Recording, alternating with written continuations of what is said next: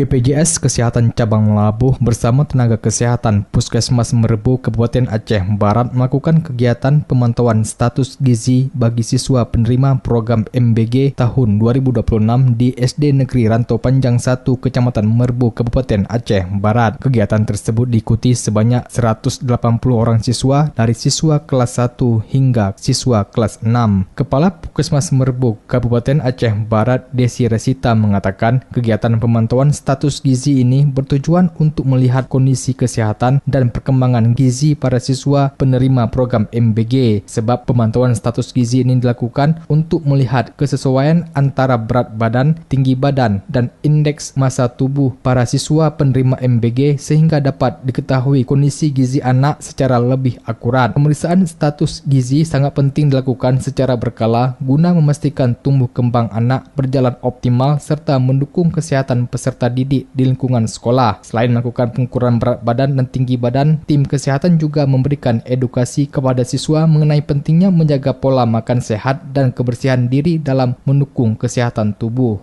Reporter RRI Arif Rizalul melaporkan.